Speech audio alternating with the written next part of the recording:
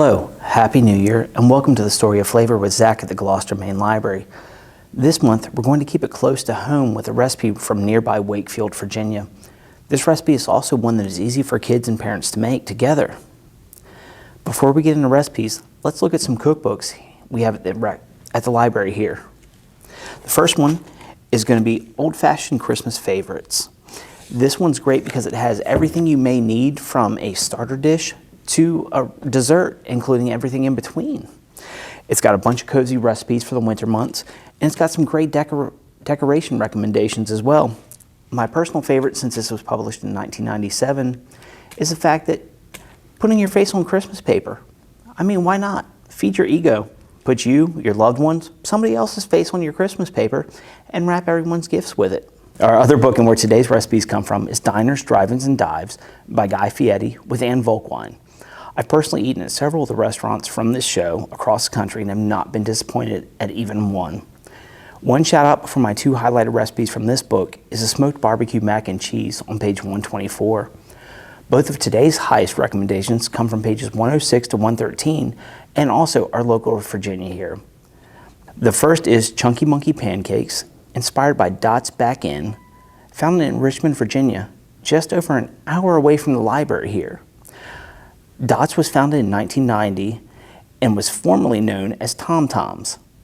The second in today's recipe comes from is peanut pie, influenced by the Virginia Diner in Wakefield, Virginia. About an hour and a half away from here at the library, but still close enough to get to within a day's trip. The Virginia Diner has been serving customers since 1929 when Mrs. D'Arcy Davis started serving biscuits and vegetable soup. The Virginia Diner serves food and has a gift shop where you can buy different flavored peanuts as well as other items. Please note that both recipes were inspired by these locations and are not actual recipes that may be served on their current menus.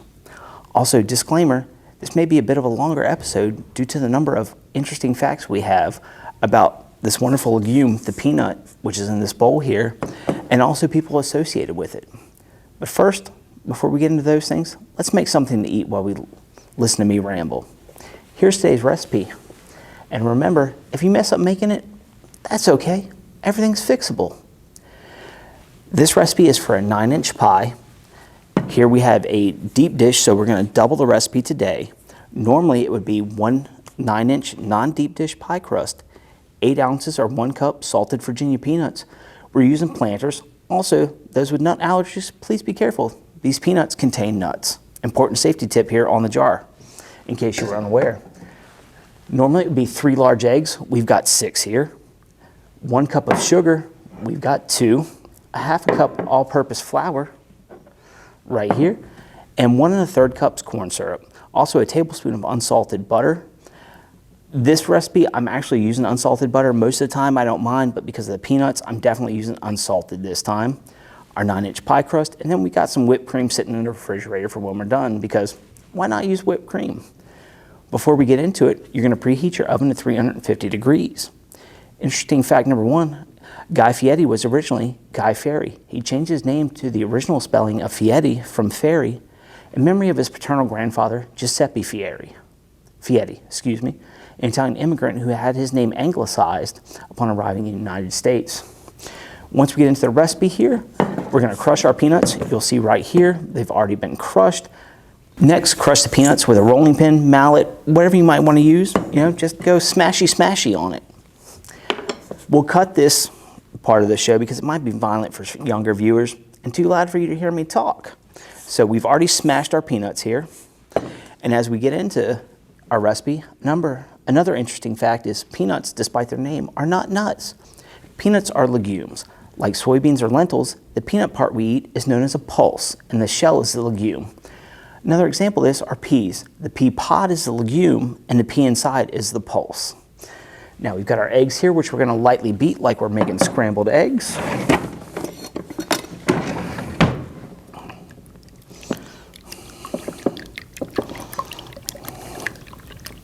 Now, once we've got our eggs beaten, we're going to add them to our peanuts here. Then we're going to add in our sugar. So we've got our sugar and our flour. Right now we're going to go ahead and incorporate all those ingredients together real quick. And as you can see, I'm spilling some flour some places. That's all right. Part of the fun of cooking is making a mess.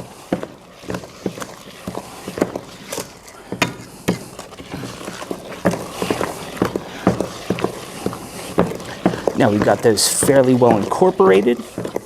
Now we've got this incorporated here, we're going to add our melted butter or softened. It doesn't really matter for this recipe whether you use softened or melted, it all works. And then our Caro syrup. Now those of you with sharp eyes are going to see I'm actually only using 2 cups of Caro syrup here. That's because I didn't tell the lady who buys me stuff the correct amount to order. But hey, it's only 1/3 of a cup when you break it down to one recipe. And 2/3 of a cup, it's Caro syrup. It's not really gonna hurt because it's all just liquid sugar. So we're gonna mix that all together here.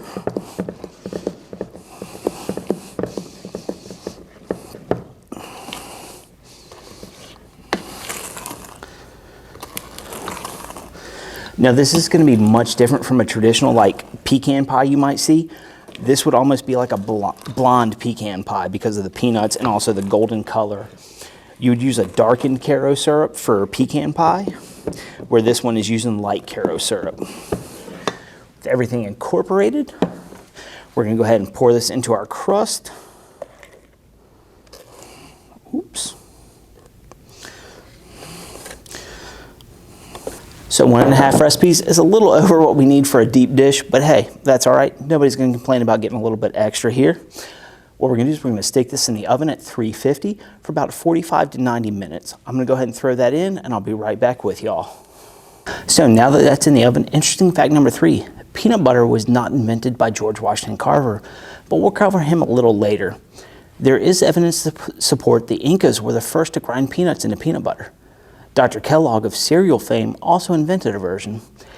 It is also believed that a St. Louis physician may have developed a version as a protein substitute for elderly patients with poor teeth who could not chew meat. Peanut butter was introduced to the world in 1904 at the World's Fair in St. Louis and became an essential military ration in World War I and World War II. If during the baking of your pie, you happen to notice the crust is getting a little dark, you can tense foil around the edges around that crust just to help that from happening. Interesting fact number 4, Americans eat more than 7.9 pounds of peanuts a year, worth more than $2 billion at retail level. Peanut butter also accounts for almost half of edible peanut use in the United States. Once our pie is done in the oven, we're going to cool it to room temperature, and then we're going to put a little whipped cream on top, and then serve it to our guests, ourselves, or in this case, to everyone who works here at the library. Interesting fact number 5, peanuts originated in South America. They were brought to Spain by Spanish, we'll call them explorers. From there, they were spread and traded into Asia and Africa. Peanuts didn't make it back to North America, despite being grown in Mexico until the 1700s, and were brought by Africans. Before we end, it would be remiss to talk about peanuts and not mention George Washington Carver. This gentleman was born into slavery around 1864 and freed at age 4. He went on to become an accomplished pianist and artist, having works displayed at the 1893 World's Fair. Painting allowed him to pursue his true passion, agriculture. Carter became the first African-American to enroll in Iowa State, as well as the school's first African-American faculty member. At a request from Booker T. Washington, Carter became the director of the Agricultural Department at Tuskegee National and Industrial School in Tuskegee, Alabama. Founded in 1881 as a school for African-American teachers. His work here helped save the economy of the South after the boll weevil decimated cotton crops. Carter's findings and work led to the rejuvenation of fields by adding essential nitrogen back into the soil through peanuts, the feeding of livestock via peanut plants, and the feeding of sharecroppers from unsold crops. Carter developed over 300 uses for the peanut. After his death, President Franklin D. Roosevelt sent the following message: all mankind are the beneficiaries of his discoveries in the field of agricultural chemistry. The things which he achieved in the face of early handicaps will for all time afford an inspiring example to youth everywhere. He is also the first African American to have a national park named after him. Thank you for joining us for this month's The Story of Flavor at the Gloucester Main Library. We hope you have a happy and safe new year. Also, at the end of the show, I will leave you with this, and I'm sorry in advance. How do peanuts say goodbye? Shell you later. Guy, is it Fieri? Fieri? Ferrari? Fiery? It's actually pronounced Guy Fieri, as ERI in Italian is pronounced like the word Eddie. This is per clip I watched of Guy, so don't be mad if that's wrong. All right, Zach, we will not have any rhyming during this show. I mean it. Anybody want a peanut? Shout out to the fans of A Princess Bride. So here's a question for you. What do peanuts dream about? A world with no squirrels. I know, womp, womp. But there's going to be a couple more, so just bear with me. Besides a rolling pin to crush the peanuts, you can use a variety of other methods.